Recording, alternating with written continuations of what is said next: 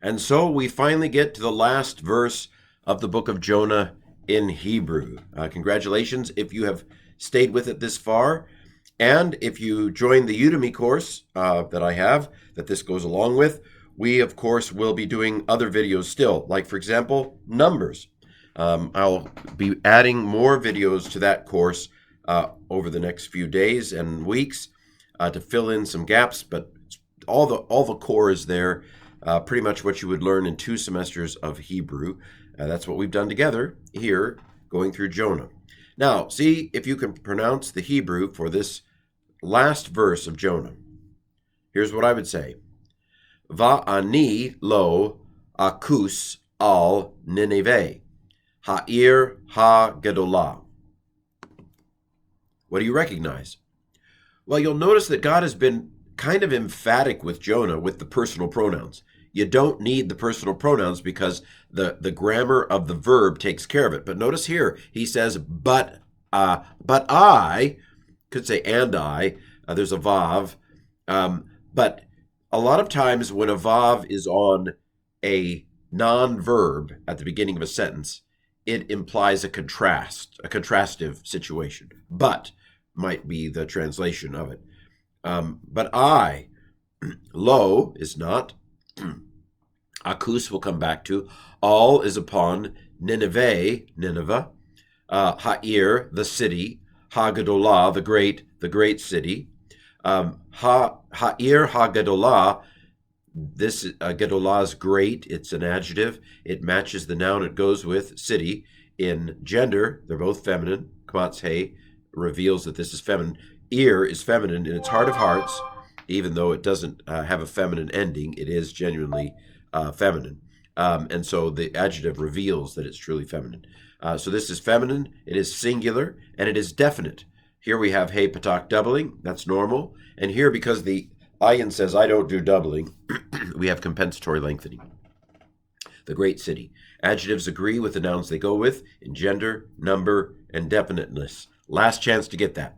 Okay, so what do we got here? We've got upon Nineveh, the great city, is the last bit. But will I not? Okay, what is akus? So we saw kus, I think it was in the previous verse, about sparing. And so it's a middle weak verb. So the 3 letters of it are chet, vav, samik. And the ayin then is a performative. What performative is it? It is the imperfect first person, first common singular. So here's the translation.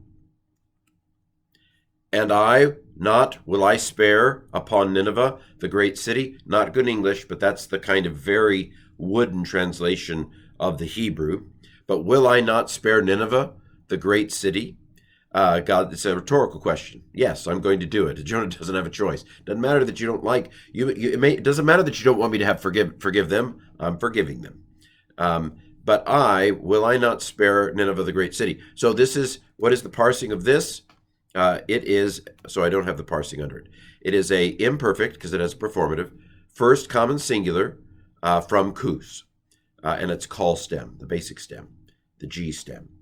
By the way, so here's the analysis, very simple. Kus is spare, and then there's the first common singular, imperfect performative. All right, so God says to Jonah, you're upset about a plant, and here, shouldn't I save this city? And he's going to give more reasons in the next 2 lines. Can you translate or pronounce this? Here's my pronunciation. Asher yesh, ba, ha, har, Bay, Mishtaim, Es, Ray, Ribo, Adam. Okay, what do you recognize? Asher is the relative pronoun, which or that. You might remember the vocabulary word yesh. It is. Yesh it is. It means it is. Which is. Ba is ba, which means in. And the feminine object, in her. A city is a her. We already seen that. So, which is in her. Let me go ahead and give you the translation. Should I not spare Nineveh, the great city, which there is in her, harbe, to be much. I'll come back to that in a second. Now here we've got numbers. This is not the way we would do it in English, which is a reminder, of course, that there's no such thing as a literal, there's no such thing as a good, completely literal translation. A completely literal translation is going to be a bad translation, because you can see what he does here. From, to, 10, 1,000, person.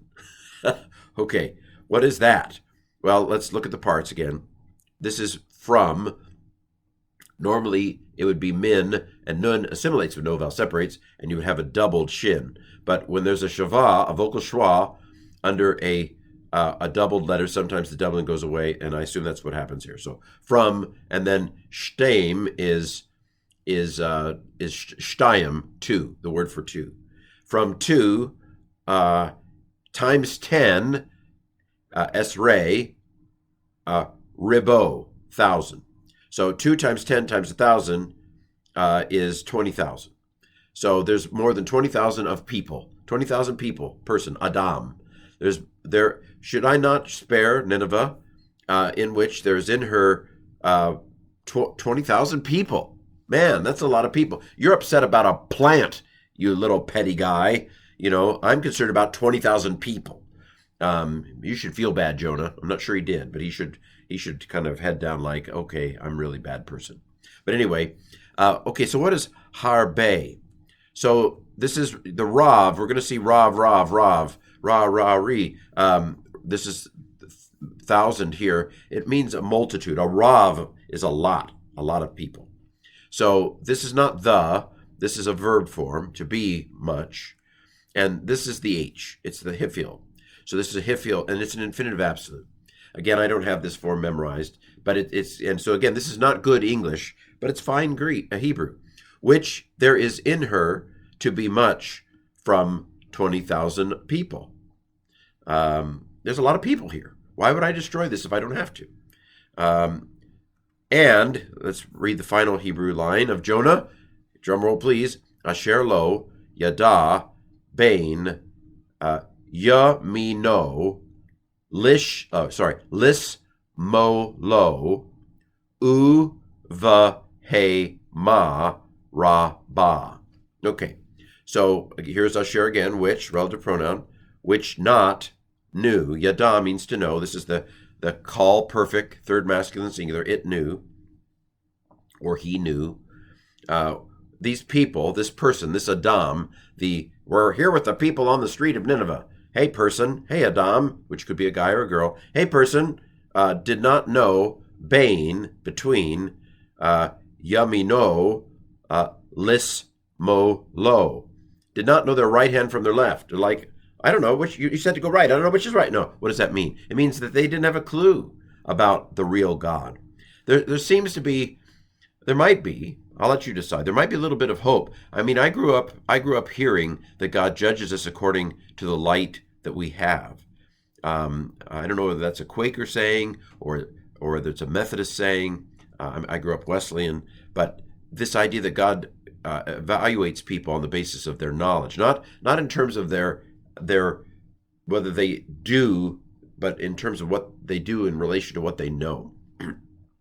People of Nineveh don't know their right from their left hand, God says to Jonah.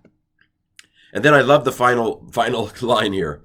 And also much cattle. There's a lot of cows here. Why would I kill them? It's good meat. It tastes good. God's not a vegetarian, apparently. So why would I kill 20,000 people of these people who really don't know their right hand from their left? And also much cattle. And let me pronounce it. Uva hema rabah, and cattle much. I love the way Jonah ends. Why would I kill this great city with 20,000 people and also much cattle? And that's the way the book of Jonah ends. God is a merciful God in the book of Jonah.